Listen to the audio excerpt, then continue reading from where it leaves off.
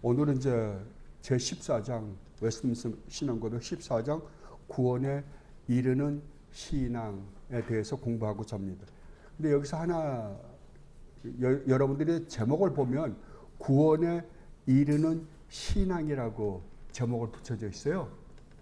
근데 우리가 여기서 착각하기 쉬운 거는 구원에 이르는 신앙, 그러니까 믿음이 우리로 하여금 구원에 이르게 하는구나 라고 착각할 수 있는 거예요. 다음 장에 가면 뭐가 있냐, 15장에 오늘 우리가 그 신앙 고백할 때 저희가 했던 것처럼 다음에 15장은 뭐냐 그러면 영생에 이르는 회개입니다. 그러니까 그것도 자칫 잘못하면 회개가 어떤 역할을 하냐 하면 우리를 영생에 이르게 하는 것이다 라는 착각을 가지게 하거든요. 그리고 16장에 가면 뭐냐 그러면 선행에 대해서요. 그러니까 믿음, 회개, 선행. 이것이 마치 우리로 하여금 구원을 얻게 하거나 우리로 하여금 영원한 영생을 얻게 하는데 어떤 조건이 되지 않는가라는 착각을 일으키게 하는 제목들이에요.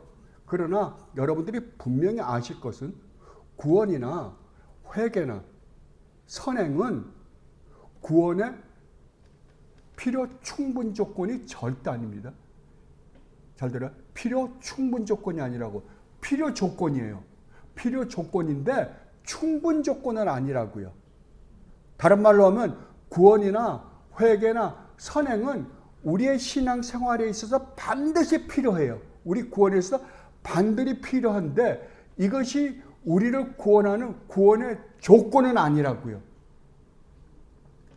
우리의 구원의 조건은 뭔지 아십니까? 예수 그리스도입니다. 우리 주님이세요.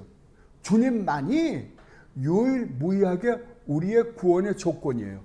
우리 주님의 공로 외에는 하나님께 우리가 의롭다함을 얻거나 우리가 구원을 받을 수 있는 조건이 되는 것은 아무것도 없습니다.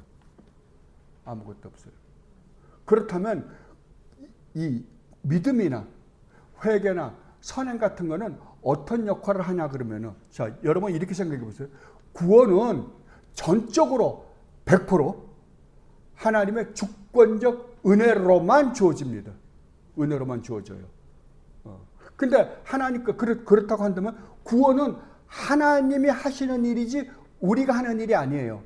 하나님이 하시는 일에 실제적으로 그 구원이 우리에게 일어나는 것뿐이지 하나님이 하시는 일이거든요. 근데 하나님이 우리를 구원하시는 일에 하나님이 동원하시는 게 뭐냐 그러면 믿음과 회개와 선행인 거예요. 근데 믿음과 회개의 선행은 누구에게서 나타나는 거예요? 우리에게서 나타나는 거예요. 그러나 이것이 우리가 만들어내는 게 아니라고요. 하나님이 우리를 구원하는 구원의 도구로 믿음, 회개, 선행을 사용하시는 것뿐이에요. 이해가 됩니까? 그러니까 구원은 전적으로 누구의 일이다? 100% 하나님이 일이라고요. 그래서 너희 안에서 선한 일을 시작하신 이가 누구예요? 하나님이세요. 그 하나님이 너희로 하여금 그러한 마음을 두고 행하게 하신다예요. 1차적으로 하시는 분이 누구예요? 하나님이 다 하세요. 근데 하나님이 또한 우리 안에서 역사에서 이런 일, 믿음을 고백하게 하고 그 다음에 회개를 하게 하고 선한 행위를 하게 하신다가 성경의 가르침이에요. 그걸 먼저 확실하게 해놓고 그리고 그 다음에 이제 우리가 하나씩 살펴보도록 하겠습니다.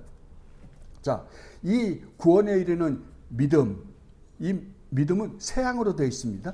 세 항을 한번 다 읽어보도록 하겠습니다. 먼저 1항, 믿음의 은사로 말미암아 선택자들은 믿어 그들의 영혼이 구원을 받을 수 있게 되는데 그 믿음의 은사는, 믿음은 분명 은사예요. 믿음의 은사는 그들의 심령 안에서 역사하는 그리스도의 영의 역사이며 통상적으로 말씀의 증거에 의하여 역사한다. 또한 말씀과 성례 집행과 기도에 의하여 그걸 은혜의 수단이라고 합니다. 믿음의 은혜는 증가되고 강화된다. 2항, 이 믿음으로 말미암아 말씀 안에서 친히 말씀하고 계시는 하나님의 권위를 인하여 말씀 안에 계시되어 있는 것을 기독교인은 참된 것으로 믿으며 그 말씀의 각 구절에 포함되어 있는 내용에 따라 행동하되 명령의 말씀에는 순종하고 경고의 말씀에 대하여서는 떨고 금세와 내세에 대한 하나님의 약속의 말씀은 기꺼이 받아들인다. 그러나 구원에 이르는 신앙의 주요한 행위는 은혜 언약에 근거하여 칭의와 성화와 영생을 위하여 그리스도만을 받아들이고 영접하고 의존하는 것들이다. 사망, 이 믿음에는 정도의 차이가 있어서 약한 경우도 있고 강한 경우도 있으며 자주 그리고 여러 모양으로 공격을 당하여 약해질 수 있으나 결국 승리를 얻는다. 그리고 여러 모양으로 자라나서 그리스도를 통하여 온전한 확신에 이르게 되는데 이는 그리스도께서 우리의 믿음의 창시자여 또한 온전케 하시는 분이시기 때문이다. 예, 믿음의 창시자가 누구라고요? 우리 주님 예수 그리스도라고요. 그러나 믿음의 창시자일 뿐만이 아니라 이 믿음을 온전케 하시는, 완성하시는 분이 또 누구다? 우리 주님 예수 그리스도다. 그러니까 시작도 우리 주님이시요 끝도 우리 주님이시다 라고. 그래서 우리 주님이 요한복음 6장에 보면 주님이 이렇게 말씀하십니다. 아버지께서 내게 주신 자 다 내게 올 것이요. 누가요? 아버지께서 내게 주는 자만 오는 거예요. 주님 앞에 갈 수 있는 거예요. 그러니까 내게 오는 자 하나도 잃어버리지 않고 마지막 날에 내가 반드시 살릴 것이다. 누가 하시는 거예요?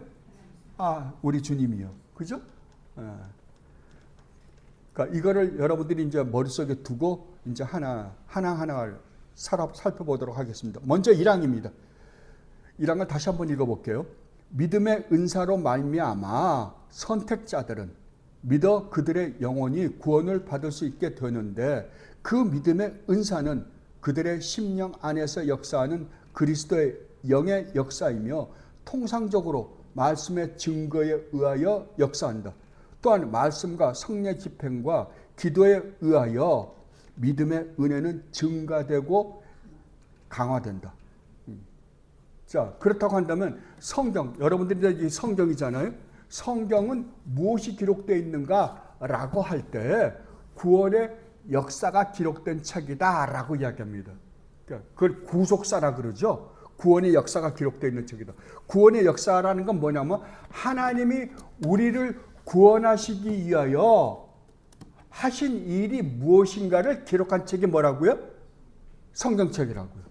성경책은 다른 걸 기록한 게 아니라 하나님께서 하나님을 버리고 떠난 우리들을 구원하시기 위하여 어떤 일을 하셨는가를 보여주는 것이 성경책입니다.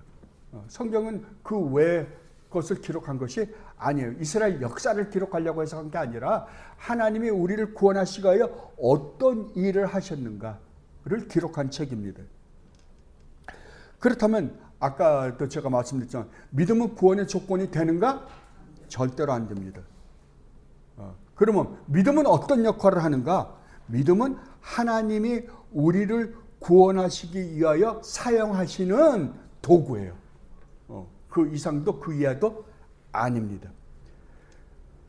그런데 이 1항을 우리가 보면 네 부분으로 나눠서 생각해 볼 수 있는데 첫 번째는 이렇게 기록되어 있습니다. 믿음의 은사로 말미암아 선택자들은 믿어 그들의 영혼이 구원을 받을 수 있게 되는데 뭐라고요? 믿음을 뭐라 그래요? 믿음의 은사로 말미암아. 처음에 그러잖아요. 믿음의 은사. 그러니까 믿음이라니까 뭐예요? 은사라는 거예요. 은혜로 주어진 거라는 거예요. 그러면 우리로부터 나오는 거다 안 나오는 거다? 우리로부터 나오는 것이 아니라는 거죠. 우리로부터 나오는 것이 아니라 하나님이 은혜로 우리를 구원하시기 위하여 도구로 사용하기 위해서 우리에게 선물로 주시는 것이 믿음이다라는 거예요. 말미암아 누구에게 주어진다? 선택자들에게 주는 거라는 거예요. 선택자. 창세전에 택하신 백성에게 주어지는 거라는 거예요. 그러니까 그렇다면 창세전에 하나님이 택하신 백성이 아니라고 한다면 이 믿음을 가질 수 있다 없다? 없다고요. 그리고 그 선택자들이 믿어서 그들의 영혼이 구원을 받을 수 있게 하나님께서 하신다라고 기록되어 있습니다. 지금 말씀하고 있습니다. 그거를 에베소서 2장 8절에서는 이렇게 이야기하고 있습니다. 너희는 그 은혜에 의하여 믿음으로 말미암아 구원을 받았으니 이것은 너희에게서 난 것이 아니요 하나님의 선물이라. 자, 믿음으로 말미암아 구원을 받아요. 그죠? 믿음으로 말미암아 구원을 받는데 이 믿음은 어떤 믿음이냐 그럴 때 하나님께서 은혜로 우리에게 주신 믿음이다라고 그러는 거예요. 하나님께서 은혜로 우리에게 허락하신 누구에게? 창세전에 택하신 하나님의 백성들에게 하나님께서 은혜로 주신 그 믿음으로 구원을 받는 것이다 라고 이야기를 한 다음에 그러므로 이것은 이 믿음은 너희에게서 난 것이 아니라 뭐라고요? 하나님의 선물이다 라고 이야기하는 거예요. 근데 그렇다면 여러분이 지금 예수를 믿고 있다고 치자고요. 여러분들이 이제 바로 올바른 믿음을 신실한 믿음을 갖고 있어요. 그럼 그 믿음이 여러분에게서 난 거예요? 아니죠. 그 믿음은 누구로부터 난 거예요? 하나님이 우리에게 선물로 주신 믿음이라고요. 선물로 주신 믿음이기 때문에 우리가 구원을 확신하는 거예요. 우리로부터 나온 거라면 우리는 이 믿음이 이제 사망에서 그 이야기 하잖아요. 믿음이 좋을 때도 있고 나쁠 때도 있다 그러잖아요. 그 업앤다운이 있다는 거거든요. 자, 그러면 좋을 때는 그래 나는 구원의 확신이 있어. 근데 다운될 때는 확신을 잃어버릴 거 아니에요. 그건 그 믿음이 우리에게서 근거할 때는 얼마든지 그럴 수 있다는 거죠. 그러나 이 믿음이 우리 안에서 우리가 느끼는 거에서는 업앤다운이 있을지 모르지만 이 믿음이 하나님이 우리를 구원하시기 위하여 주신 믿음이라고 한다면 이 믿음은 절대 안 변하는 거예요. 우리를 구원하는 믿음은 절대 변하지 않아요. 그러니까 이 믿음은 확실한 거죠. 그러니까 하나님께서 우리를 구원하시기 위해 주신 이 믿음은 우리 구원이 완성될 때까지 하나님이 이 믿음을 가지고 역사하시기 때문에 절대 변하지 않는 거라고. 그러니까 우리가 확신할 수 있는 거예요. 우리에게 근거하지 않으니까요. 그리고 두 번째로요. 그 믿음의 은사는 그들의 심령 안에서 역사하는 그리스도의 영의 역사이다. 그러니까 이 믿음을 우리 안에 하나님께서 선물로 주시는데 이 선물을 누구를 통해서 주시는가라고 할 때 성령 하나님을 통해서 이 일을 하신다라고 이야기하고 있습니다. 그래서 고린도전서 12장 2절로 보면 이렇게 기록되어 있습니다. 그러므로 내가 너희에게 알리노니 하나님의 영으로 말하는 자는 누구든지 예수를 저주할 자라 하지 아니하고 또 성령으로 아니하고는 누구든지 예수를 주시라 할 수 없느니라. 그러니까 예수님이 나의 주님이시여 나의 구세주다라고 고백할 수 있는 것은 우리가 잘나서 똑똑해서 목사님의 설교를 듣고 성경 공부를 하고 보니까 이건 반드시 믿어야 되겠네 라고 해서 믿은 게 아니라 누구의 역사로 믿게 되었다고요? 성령 하나님이 우리 안에서 역사해서 그 믿음을 우리로 하여금 갖게 했기 때문에 이 구원만큼은 그래서 구원에 이르는 신앙이라고 할 수 있는 거예요. 그죠? 그리고 세 번째로요. 통상적으로 말씀의 증거에 의해서 역사한다. 자, 이 믿음을 주시는 분이 누구라고? 성령 하나님이신데 성령 하나님은 무엇과 함께 일하냐 그러면은 항상 하나님의 말씀과 함께 일하신다. 그러면 성령 하나님은 말씀을 가지지 않고서는 일을 안 하시는가? 하세요. 하시지만 보편적으로는 거의 다 하나님의 말씀과 함께 역사하신다. 왜냐하면 이 말씀을 주신 분이 누구니까요? 성령 하나님이시니까요. 성령 하나님이시니까 성령 하나님은 항상 말씀과 함께 일하신다라고 이야기하는 거예요. 이것을 로마서 10장 14절로 17절에서 이렇게 기록되어 있습니다. 그런즉 그들이 믿지 아니하는 일을 어찌 보르리요? 듣지도 못한 일을 어찌 믿으리요? 전파하는 자가 없이 어찌 들으리요? 보내심을 받지 아니하였으면 어찌 전. 여러분 한번 보세요.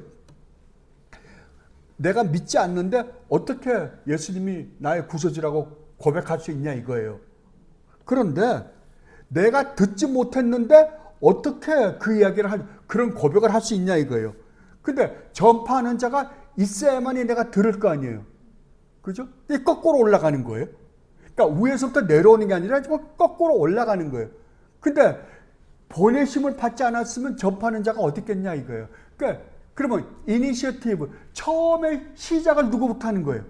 하나님이 나를 구원하기 위하여 나로 하여금 어떤 복음을 듣고 믿음을 갖고 신앙을 고백하게 하기 위하여 어떤 일을 하시냐면 하나님이 어떤 전파하는 자를 보내서 듣게 하는 거예요.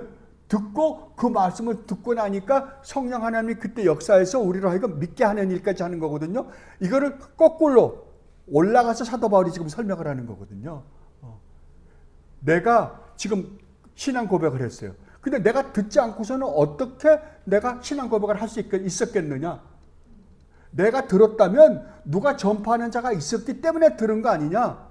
그러면 전파하는 자가 와서 나한테 복음을 전해주고 듣고 내가 그랬다고 한다면 전파하는 자는 누가 보내서 전파하게 했을 거 아니냐? 그 보내신 분이 누구냐? 하나님이시다 그러는 거죠. 거꾸로요. 얼마나 놀랍습니까?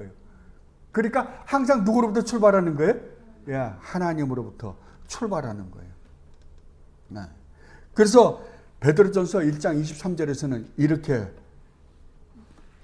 사도 베드로가 말씀을 하십니다. 너희가 거듭난 것은 중생한 것은 썩어질 씨로 된 것이 아니요 썩지 아니할 씨로 된 것이니 살아있고 항상 있는 하나님의 말씀으로 되었느니라. 그러니까 성령 하나님이 우리가 하나님의 말씀을 들을 때 성령 하나님이 우리에게 역사하셔서 허물과 죄로 죽었던 우리를 살리시고 그 말씀을 듣게 하고 깨닫게 하고 믿게 하심으로 말미암아 우리의 구원을 이루어지게 하셨다라고 지금 성경은 이야기하고 있는 거예요. 그러니까 믿음은 우리에게서 나온 게 아니라 하나님이 우리를 구원하시기 위하여 사용하는 도구가 되는 거죠. 그리고 네 번째로 웨스트민스터 신앙고백은 이렇게 증언하고 있습니다.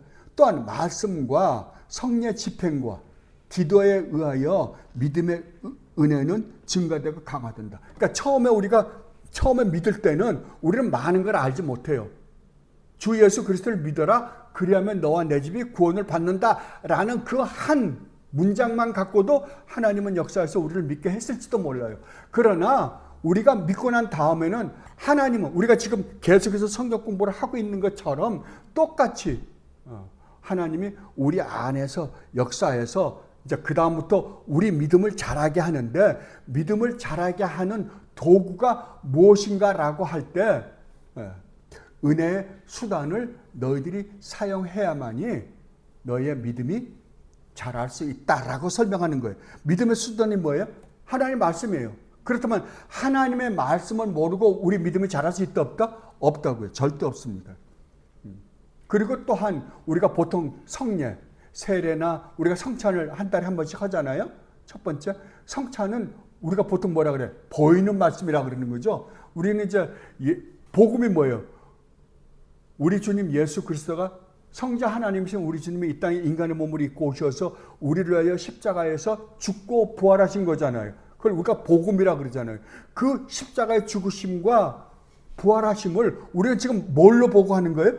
성찬을 할 때 우리 떡을 먹고 우리가 그 포도주를 마실 때, 포도즙을 마실 때 우리는 그것이 단순하게 떡이나 포도주예요. 포도즙이나 포도주예요. 그런데 그것이 무엇을 상징으로 갖고 있냐 그러면 우리 주님이 십자가에서 찢기신 그 살과 흘리신 피를 상징을 하고 있는 거잖아요. 그렇다고 한다면 우리가 그거를 먹고 마시면서 뭘 바라보냐 그러면 십자가, 즉 복음을 우리가 바라보는 거거든요. 그래서 이 성례를 뭐라 그러냐 그러면 보이는 말씀이다 그러는 거예요. 그러니까 말씀 그리고 성례를 통해서 그 복음을 우리가 회상을 하고 묵상을 하고 그리고 그걸 통해서 우리에게 주어진 하나님의 그 구원의 은혜와 사랑이 얼마나 놀라운 것을 깨닫고 우리로 하여금 삶을 변화시키는 거잖아요. 그러니까 그걸 통해서 우리의 믿음이 증가된다라고 그러는 거예요. 이게 은혜의 수단들이에요. 그 중에 또 하나 은혜의 수단이 뭐냐 그러면은 뭐 여러 가지가 있겠죠. 그 중요한 것 중에 하나가 기도예요. 그러니까 여러분들이 말씀과 성례, 그 다음에 기도, 예배, 성도의 교제, 이게 전부 다 은혜의 수단들이거든요. 이것을 계속해서 우리가 해 나갈 때 우리의 믿음이 자라가게 된다라고 하는 거예요. 우리는 지금 교리를 공부하고 있습니다. 교리를 왜 공부해요? 어떤 지식을 가지려고요? 아닙니다. 하나님의 은혜와 사랑을 깨닫기 위해서 교리를 공부하는 거예요. 다른 말로 하면 정말 하나님이 나를 구원하기 위하여 성자 하나님이신 우리 주님 예수 그리스도를 이 땅에 보내셔서 어떠한 일을 하셨는가를 우리가 깨달을 때 하나님이 나 같은 걸 위해서 이렇게 어마어마한 일을 하셨단 말인가 라는 걸 깨닫고 감격하고 오직 하나님만을 사랑하고 우리 주님 예수 그리스도만을 사랑하고 그분을 위해서 살고 싶어하고 그 다음에 그분을 보고 싶어하고 사모하게 하고 또 순종케 하고 그분을 기쁘시게 해드리고 싶어하고 그분을 영화롭게 해드리고 싶어하는 마음을 가지게 하기 위해서 공부하는 거거든요. 이게 하나의 지식을 가지려고 그러는 건 아니에요. 절대요. 오늘 목사님이 설교하신 것처럼 우리가 하는 모든 일은 우리 주님 예수 그리스도를 알아가는 거예요. 그래서 사도 요한이 요한복음 17장에서 주님의 기도를 우리에게 소개해 줄 때 주님께서 뭐라 그러냐 그러면은 영생이라는 것, 구원이라는 것은 하나님과 그가 보내신 자 예수 그리스도를 아는 것이다. 우리는 그걸 알기 위해서 우리의 예배 때 설교도 듣고 또 이 시간에 그래서 성경 공부도 하는 것입니다. 그래서 사도 바울이 사도행전 20장 31절 32절에서 이렇게 이야기를 합니다. 그러므로 여러분이 일깨어 내가 3년이나 밤낮 쉬지 않고 눈물로 각 사람을 훈계하던 것을 기억하라. 지금 내가 여러분을 주와 및 그 은혜의 말씀에 부탁하노니 그 말씀이 여러분을 능히 든든히 세우사. 뭐가 세우는 거예요? 말씀이요. 성례가요. 또 우리의 기도가요. 거룩하게 하심을 입은 모든 자 가운데서 기업이 있게 하시리라. 기어이 우리의 구원을 완성시키시리라 라고 말씀하신 거예요. 그리고 2항에서는 이렇게 이야기합니다.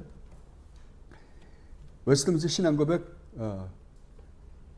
2항에서는요. 이 믿음으로 말미암아, 이 믿음은 아까 분명히 말씀드렸지 선물로 얻은 믿음이에요.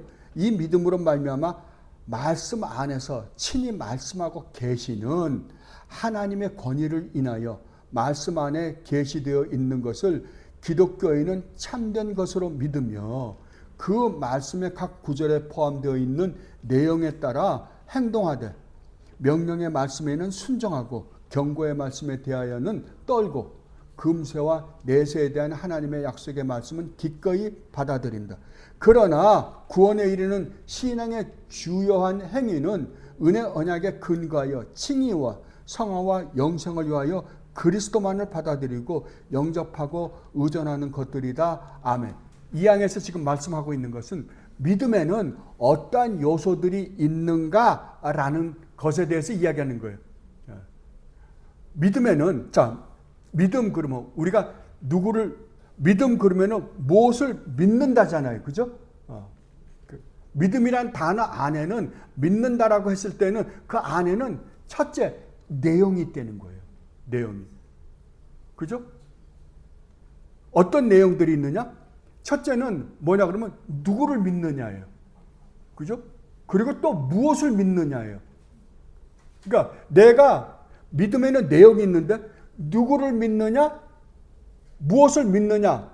그렇다면 내가 믿는데 하나님께서 우리에게 믿음을 주셔서 믿음을 선물로 받아서 가지는데 이 안에는 반드시 뭐가 있냐 그러면은 내용이 있는데 내용은 뭐냐 그러면은 누구를 믿느냐? 누구를 믿어요? 하나님과 우리 주님 예수 그리스도를 믿어요. 그럼 여러분 한번 생각해 보세요. 이 하나님에 대한 내용이 잘못되어 있으면 어떻게 될까요? 자, 예를 들면 우리는 하나님에 대해서 분명히 하나님은 한 분이신데 세 위격, 다른 말로 하면 삼위일체 하나님을 믿어요. 근데 만에 하나라도 하나님을 믿어요. 여호와 하나님을 믿는다라고 치자고요. 많은 사람들이. 예를 들면 유대교, 이슬람교, 이 사람들은 하나님을 믿습니다. 우주 만물 창조주 하나님을 믿어요. 여호와의 증인들도 믿어요. 몰몬교도 믿어요. 수많은 사람들이 하나님을 믿어요. 그런데 예수가 하나님이심을 안 믿는 거예요. 그죠? 이슬람교도 안 믿고 유대교도 안 믿고 여호와의 증인도 안 믿고 몰몬교도 안 믿고 안 믿는다고 한다면 이 사람들은 하나님에 대해서 잘못 가르치고 있는 거잖아요. 그러니까 뭐가 되는 거예요? 잘못된 가르침이기 때문에 이단이 되는 거예요. 또 무엇을 믿느냐라고 할 때 무엇을 믿어요? 성경에 있는 약속들을 믿어요. 그죠? 그러니까 우리는 뭘 믿느냐 그러면은 성경 전체를 믿습니다. 그런데 야, 성경이 1800페이지나 되는데 1800페이지가 무엇에 대한 이야기냐? 그러면 우리는 할 말이 없잖아요. 이 안에는 수없는 하나님의 약속들이 기록되어 있어요. 그러니까 구약, 옛날 약속들, 신약, 그러면 새로운 약속들이잖아요. 옛날 약속들, 새로운 약속들. 근데 옛날 약속들이 있고 새로운 약속들이 있는데 그러면 옛날 약속들은 무엇이며 새로운 약속들은 뭔가? 하나님이 옛날 약속을 했는데 왜 또 새로운 약속을 하실 수밖에 없는지에 대한 이유 같은 거 우리 모르잖아요. 어디서 알 수 있어요? 여기서요. 그걸 자세하게 설명해 놓은 것이 성경책이에요. 그럼 성경에는 수없는 약속들이 있어요. 그 약속을 믿는 것을 우리는 믿는 거예요. 그러니까 하나님에 대한 개념이 잘못되면 잘못된 거예요. 예를 들면 오늘날 수많은 교회, 특히 한국교회는 조영기 목사라는 희한한 사람이 나타나가지고 삼박자 구원을 가르쳤습니다. 예수를 믿으면 구원도 받고 가난에서도 구원받고 병에서도 구원받는다라고 가르쳤어요. 이건 성경에 없습니다. 이게 가짜예요. 그러면 좋은 사람이에요? 아니요. 잘못된 교리예요. 하나님이 약속하지 않은 걸 약속했다 그러는 거는 사기잖아요. 근데 그렇게 해서 교회가 엄청 커졌어요. 왜 커졌을까요? 왜냐하면 그것은 이 모든 인간이 그런 걸 원하기 때문에 그래요. 여러분 정월 초하루 날 되면 매해 정월 초하루 날 되면 방송국에서 각 종교가 정월 초하루 날 하는 일들을 쭉 나열해서 보여주는 때가 많더라고요. 그다음 뭐 불교는 불교대로, 그다음에 무슨 다른 종교는 종교대로 이렇게 보여주더라고요. 근데 가만히 보면 정월 초하루 날 보여주는 게 뭐냐 그러면 몽땅 다 불교 신자는 절에 가서 비는 거예요. 그러니까 뭘 빌어요? 올 한 해도 보호해달라고요. 그죠? 이게 인간의 기본적인 인간의 마음 안에 갖고 있는 우리의 욕구예요. 그죠? 모든 사람들이. 그러면 인간이 기독교 빼놓고요. 이 세상에 인간이 만든 모든 종교는 왜 만들었냐 그러면은 우리가 이 세상에 살면서 수없이 많은 어려움을 겪습니다. 그러니까 이 세상에 살면서 내가 하는 대로 다 잘 되면 우리는 내가 그냥 교만해져 가지고 하늘 꼭대기까지 올라가 있죠. 근데 절대 내가 이 세상에 살아가면서 내가 하고 싶은 대로 다 안 돼요. 꼭 걸리는 게 있어요. 내 능력으로 되는 일도 있는데 내 능력으로 안 되는 게 너무 많이 걸려요. 그냥 결혼을 했는데 마누라가 자기 말을 잘 듣는 마누라가 걸리면 얼마나 좋겠어요. 근데 그렇지 않다니까요, 절대요. 하나님은 그렇게 맺어주질 않더라고요. 꼭 어렵고 힘든 마누라를 옆에다 둬요. 그렇게 해서 사람 만들려고. 그러니까 자기 마음대로 되는 일이 있지만 거의 대다수, 그러니까 이 세상에 살면서 많은 일들이 우리 뜻대로 되지 않아요. 그때 우리는 누굴 찾아요? 어떤 능력을 가진 존재를 찾기 시작한다고요. 그래서 내가 이루었으면 좋겠는데 내 능력으로 안 되는 것을 대신 이루어주면 좋겠다 라는 신을 만들어 가지고 그 신에게 비는 거예요. 그 대신 내가 어떻게 한다? 섭섭하지 않게 해주겠다는 거죠. 내가 그냥 공짜로 해달라는 거 아니다. 그 대신 내가 섭섭지 않게 해드릴 테니까 당신이 가지고 있는 능력을 나에게 좀 대신 이루어 달라 라고 부탁하는 거예요. 그래서 만든 게 종교예요. 그러나 기독교는 아니라고요. 기독교는 중심이 이 세상에서 우리가 무엇을 먹을까, 무엇을 입을까, 무엇을 마실까, 우리가 이 세상에서 어떻게 하면 내가 성공해서 남보렵지 않게 떵떵거리며 살까가 목적이 있질 않아요. 모든 성경의 초점이 어디에 가 있냐 그러면 하나님이세요. 하나님이에요. 하나님의 영광이에요. 우리 쪽에 있질 않아요. 왜냐하면 여러분 유일무이하게 기독교만 그래요. 그런데 이 기독교마저도 오늘날 어떻게 만들었냐 그러면은 다른 종교와 똑같이 만들었어요. 비나이다 종교로 만들어버리고 말았어요. 어떻게 하냐면 그 능력, 그래도 하나님이 우주 만물을 창조하신 세상에 많은 신이 있는데 그 중에서도 그러니까 소위 말하는 애들 말로 대빵신이라는 거죠. 최고 신이라는 거죠. 이 신이 우주 만물을 창조했다 그러니까, 그 전능하시다 그러니까, 그러면 이분의 힘을 빌어서 우리가 이 세상에서 부귀영화를 누리자가 돼버리고 말았어요. 아니에요. 이게 기독교가 아닙니다. 기독교는 유일무이하게 한 가지 목적밖에 없었어요. 하나님이 우주 만물을 창조하신 창조 목적이 뭐냐 그러면요, 여러분 분명히 하세요. 여기서 여러분들이 벗어나면 여러분들은 이단을 섬기고 있는 거예요. 기독교가 아니에요. 아무리 여러분들이 예수님의 이름을 부르고 하나님의 이름을 불러도 여기서 벗어나면 여러분은 이단을 섬기는 것이, 성경이 말하고 있는 하나님을 섬기는 사람들은 아니에요. 하나님은 처음에 하나님이 우주 만물을 창조했을 때 하나님이 목적을 했던 건 딱 하나밖에 없어요. 왜? 여러분, 하나님은 우리는 이미 삼위일체를 아니까요. 하나님은 한 분이신데 그 안에 세 인격적인 존재가 있잖아요. 성부 하나님, 성자 하나님, 성령 하나님이 계세요. 근데 이 세 분은 영원전부터 영원히 아름다운 관계를 가지고 자적하신 분이세요. 하나도 부족한 것이 아무것도 없으신 분이세요. 그렇다면 아무것도 부족함이 없이 영광 위에 영광 가운데 거하시는 하나님이 우주 만물을 왜 창조해야 돼요? 왜 이 세상에 수많은 생명체들을 창조하고 또 특별하게 하나님의 형상으로 인간을 창조해야 될 이유가 뭐 있어요? 없어요. 하나님께는 이유가 없어요. 하나님을 위해서는 이유가 없다니까요. 그러니까 유일하게 이유가 뭐냐 그러면 하나님의 그 아름다운 영광을 우리들에게 보여주고 맛보고 즐기고 누리고 그 하나님의 아름다우심을 찬양케 하기 위해서 하나님이 창조하신 거예요. 이게 목적이에요. 이걸 지복직관이라고 그래요.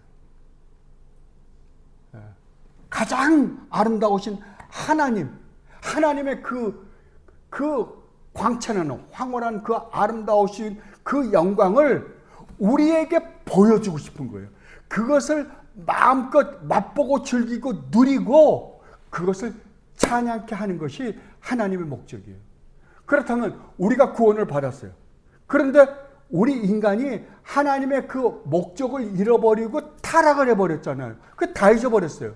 다 잊어버렸으면 하나님이 끝내버리셔도 되는데 하나님은 그것을 회복시키기 위해서 엄청난 일을 벌이신 거죠. 어떤 일을요?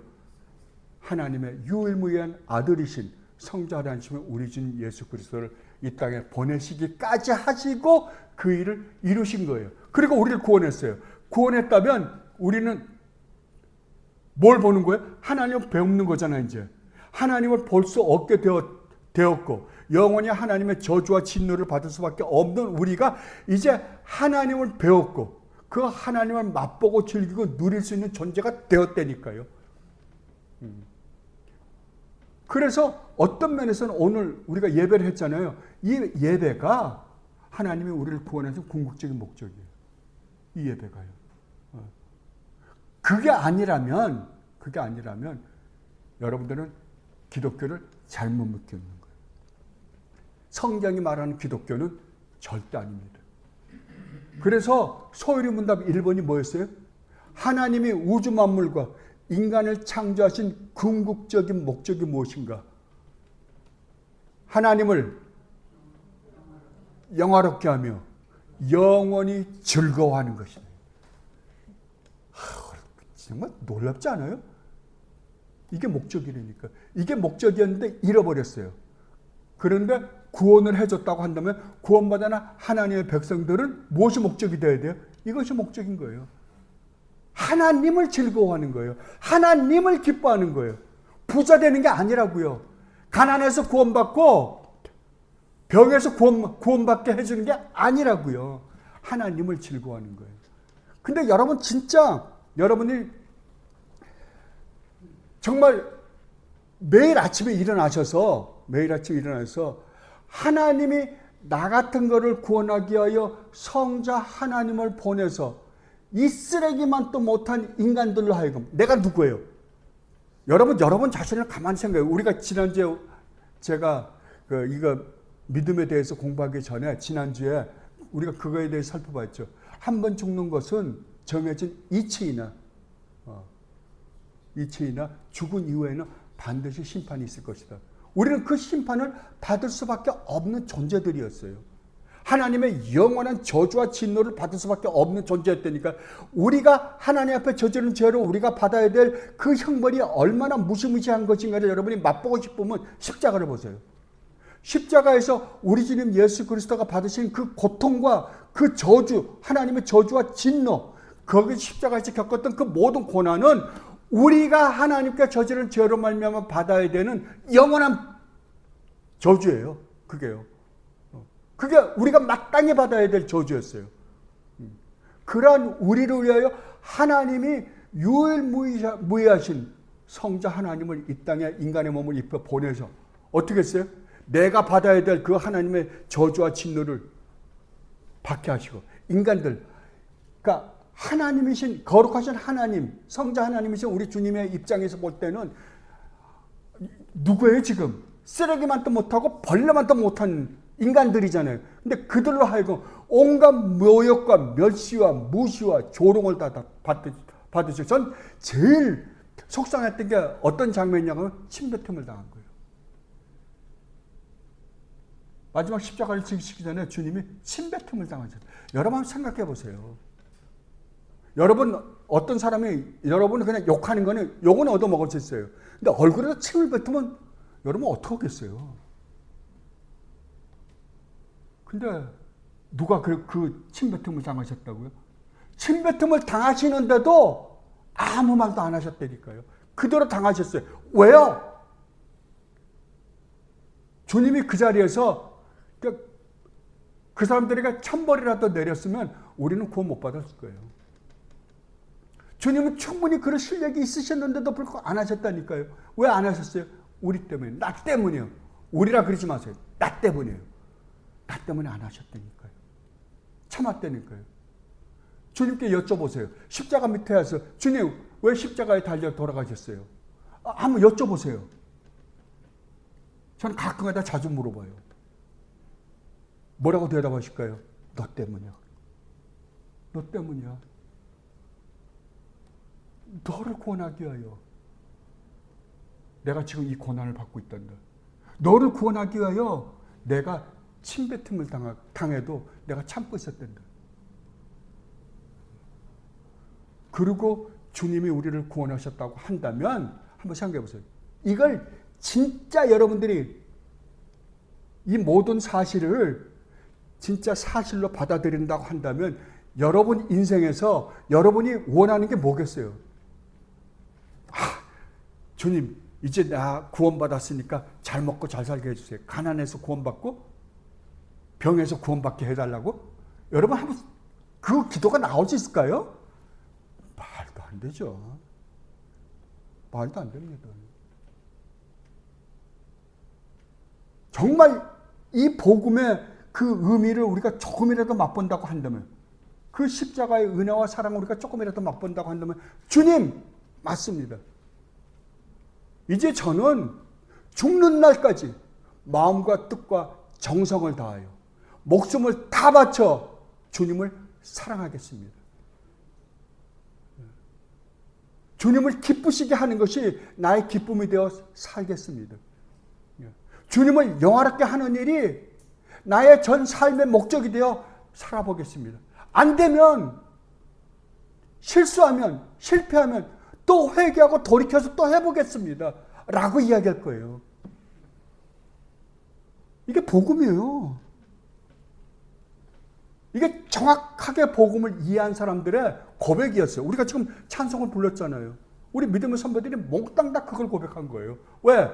그 은혜와 사랑을 알았거든요. 그래서 이 믿음에는 반드시 내용이 있다니까. 이 내용을 올바로 모르고는 우리는 절대 신앙생활을 할 수 없다. 그 다음에 내용이 있을 뿐만 아니라 이 내용에 대해서 우리가 동의를 합니다.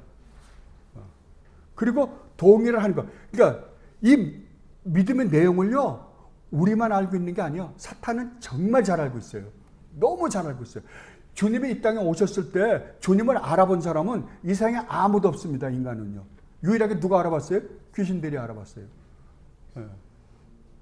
그리고 귀신들도 동의를 해요.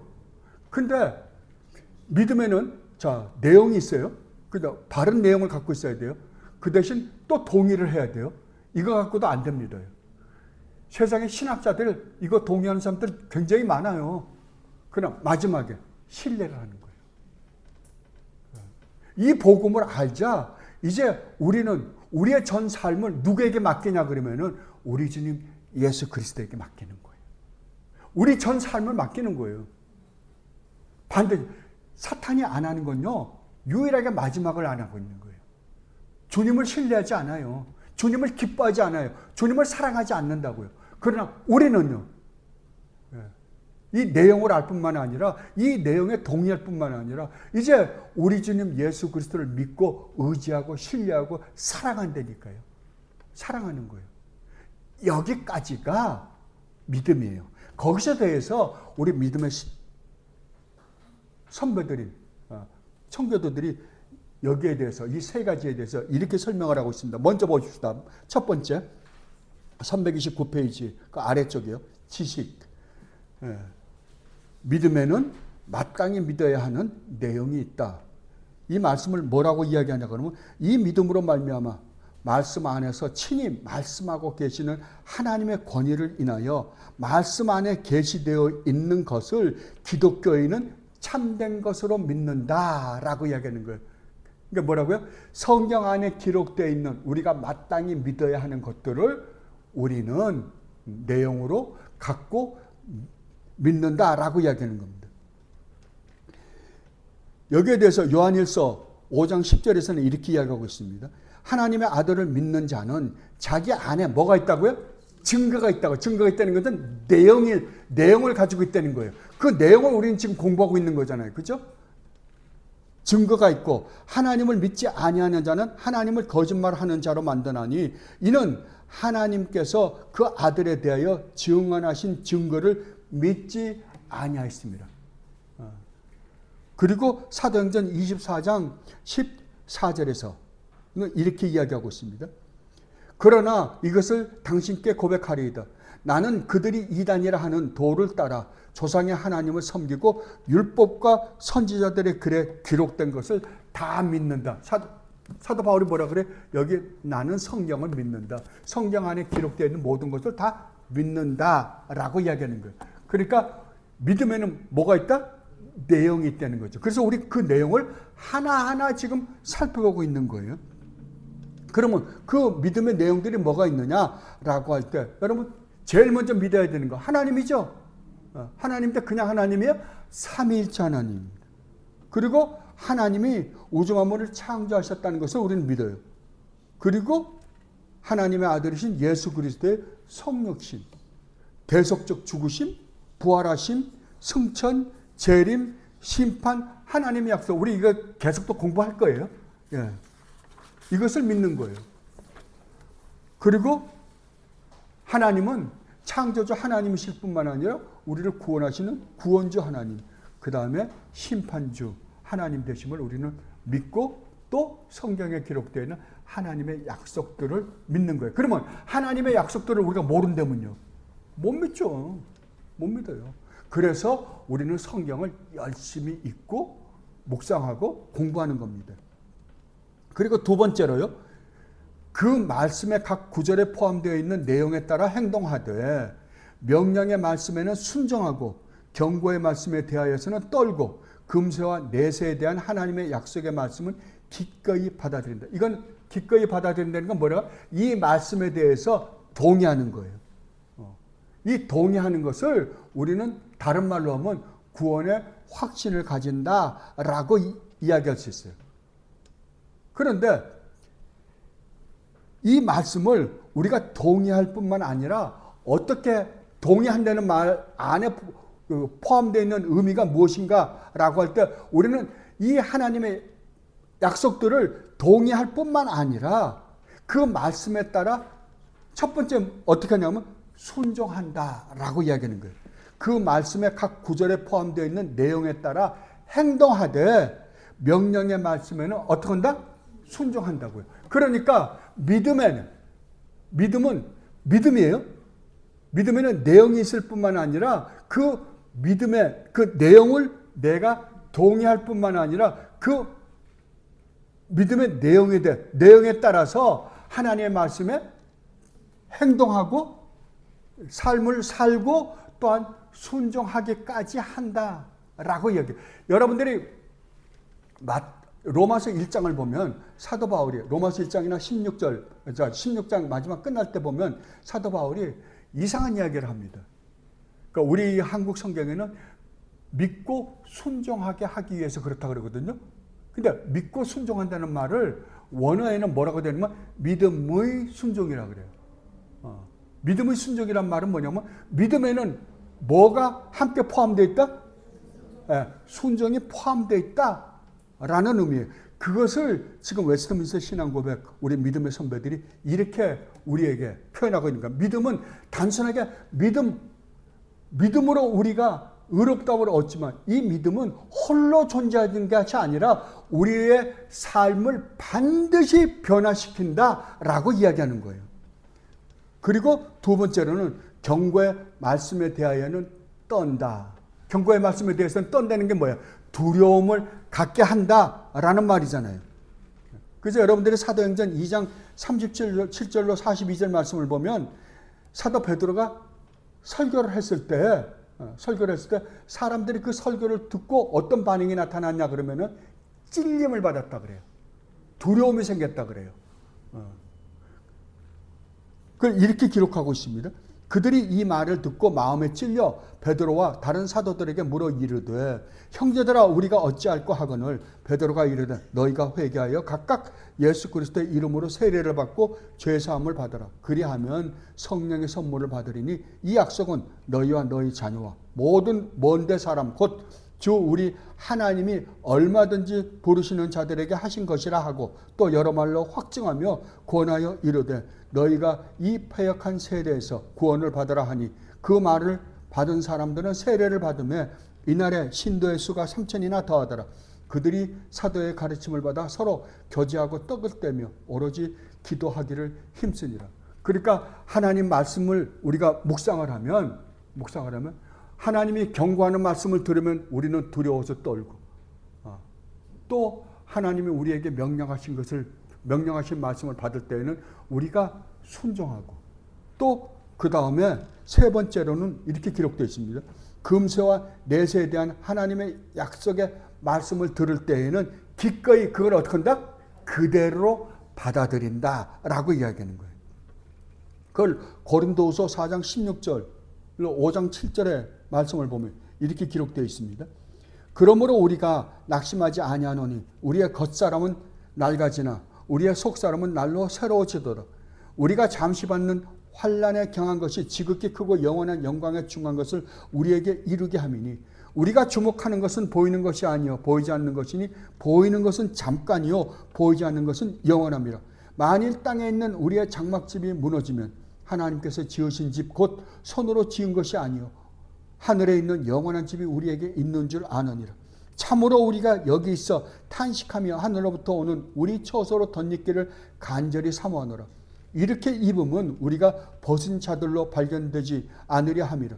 참으로 이 장막에 있는 우리가 짐진 것 같이 탄식하는 것은 벗고자 함이 아니요 오히려 덧입고자 함이니 죽을 것이 생명에 삼킨 바 되게 하려 함이라.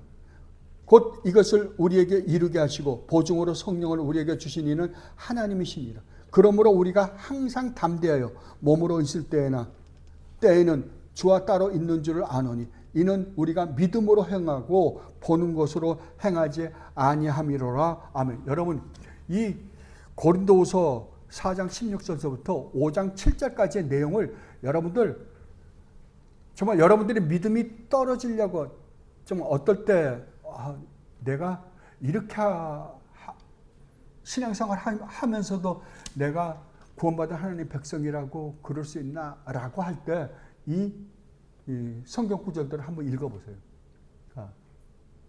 읽어보시면 하나님이 우리에게 약속하신 것들이 무엇인지를 우리는 확실하게 알 수 있어요.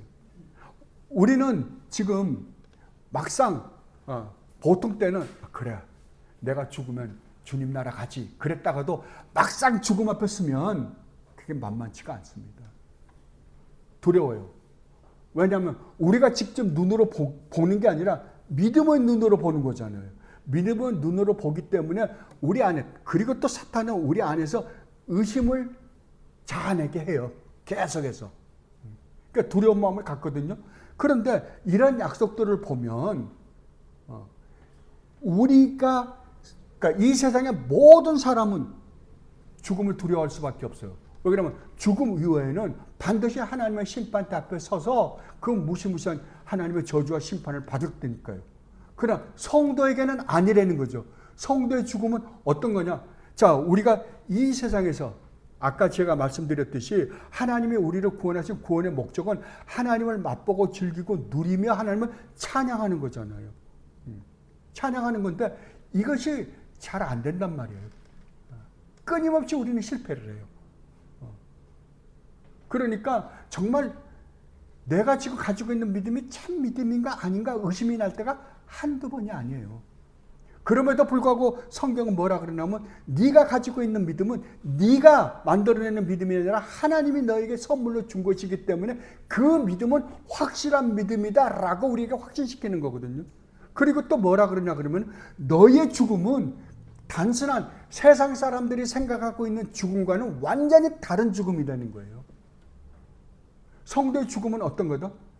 내가 정말 이 세상에 살면서 진짜 하나님을 사랑하고 목숨을 다 바쳐 우리 주님을 위하여 살고 싶은데 그렇게 살지 못하는 안타까움, 이런 마음이 있는데 이제 내가 이 육신의 장막을 벗고 우리의 영혼이 육신과 벗어날 때, 이 육신을 갖고 있기 때문에 우리는 온전하지 못하거든요.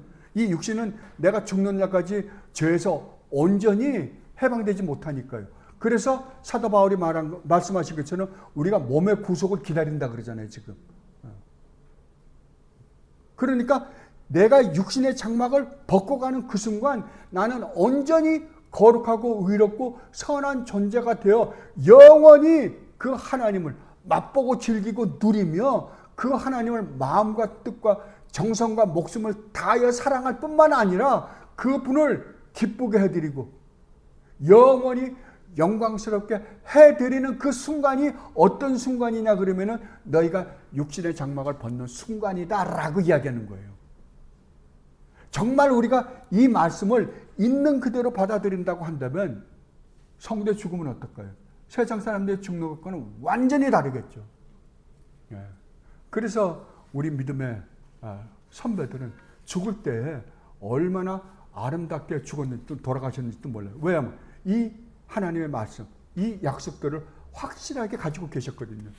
우리는 아직까지 그만한 믿음을 가지지 못하기 때문에 업앤다운이 있는 거예요. 우리에게서 나오는 믿음이죠. 반응하는 믿음.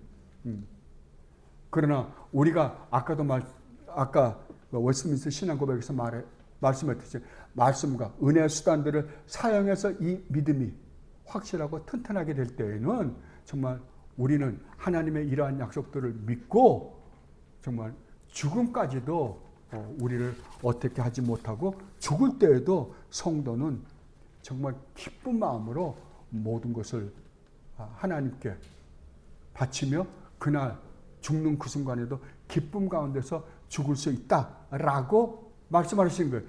무디 목사님이 돌아가실 때 그러셨다 그러더라고요. 무디 목사님이 하나님의 영광이 보인다 그랬더니 그 아들이 있다가 아버지 이제 돌아가시니까 아버지 헛것을 보시는 거예요. 그랬대 아들이요. 무디 목사님 아들이 아버지가 지금 혼수 상태라 헛것을 보시는 거예요. 그랬다는 거예요. 근데 무디 목사님이 아니란다. 하나님의 영광을 보고 있단다. 이것을 반드시 후대에 전해다오.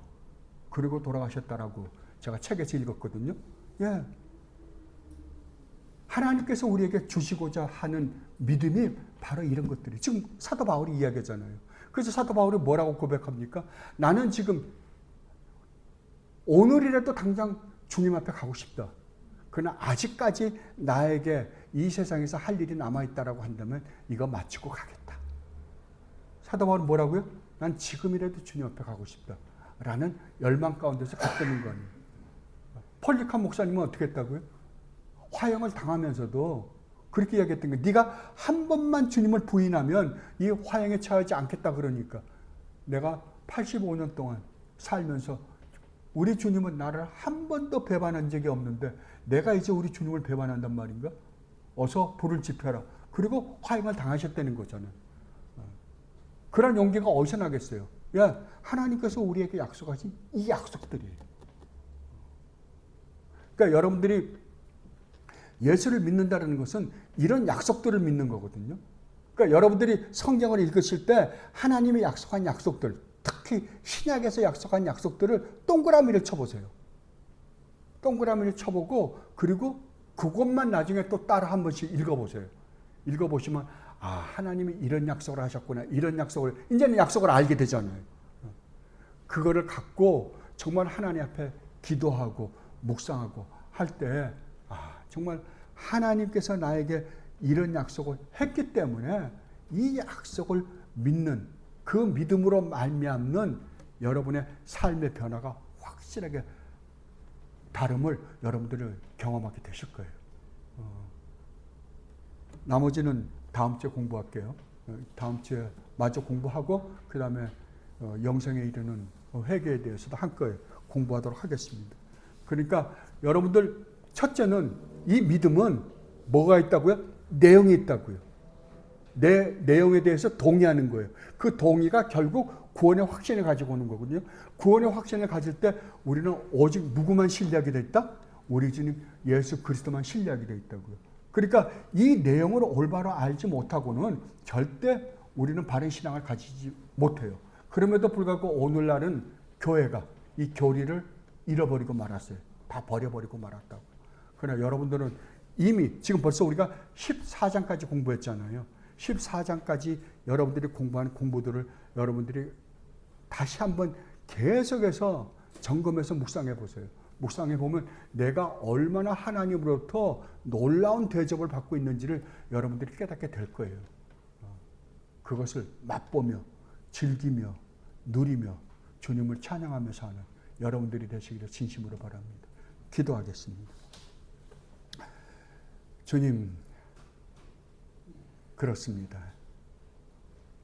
주님께서 정말 이렇게 자세하게 저희들에게 차근차근 가르쳐 주셨습니다. 그럼에도 불구하고 저희들이 게을러서 저희들이 어리석어서 이것을 공부하지 않았습니다. 아니, 어떤 때는 공부를 하긴 했는데 그냥 흘려버리고 말았습니다. 한번 공부한 걸로 다 없어버리고 말았습니다. 아버지, 저희들에게 오늘도 다시 또 이렇게 불러 모아 주셔서 이렇게 자세하게 설명해 주시니 진심으로 감사드립니다. 이제는 아버지가 누구이시며 아버지께서 저희들을 구원하기 위하여 우리 주님을 보내신 그 십자가의 은혜가 얼마나 놀라운지를 저희들 매일매일 묵상하며 그 은혜와 사랑을 깨닫게 해주시고 아버지께서 저희들에게 약속하신 이 약속들을 매일매일 묵상하며 사는 저희들이 되게 하여 주시옵소서. 그리하여 아버지께서 우리 주님 예수 그리스도 안에서 저희들에게 허락하신 이 구원의 은혜와 이 약속들이 얼마나 놀라운 축복인지를 깨닫고 진심으로 우리 주님을 사랑하며 우리 주님 말씀에 순종하며 주님을 기쁘시게 해드리며 살다가 주님 부르실 때 주님 앞에 가는, 그리하여 주님과 기쁘게 만나 영원히 주님을 맛보고 즐기고 누리며 주님을 찬양하며 사는 주님의 귀한 백성들이 되게 하여 주시옵소서. 감사하며 우리 주님 예수 그리스도 이름으로 기도드리옵나이다. 아멘.